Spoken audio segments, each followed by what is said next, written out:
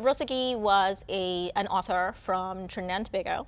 She moved to the United States when she was very young, actually, and she didn't start writing right away. It took her much longer to start writing. She kind of had sort of a difficult childhood. There was a lot of moving around, and then there was a lot of illness.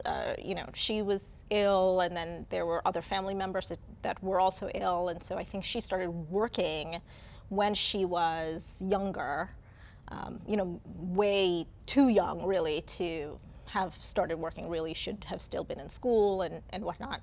But she was somebody who pioneered groups in Harlem that helped other authors find their legs. So there are a lot of other people who can credit Rosa Guy with helping them to get to where they are. So she formed a group. They, were a group that promoted other authors, that helped to educate other authors, just having peers be mentors to you or assist you in a lot of ways.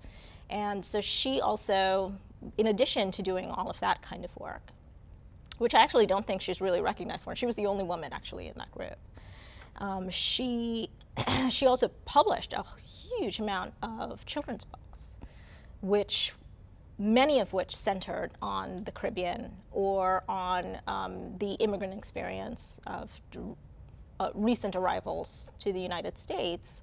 One of her books, which was a young adult novel, was made into a Broadway musical.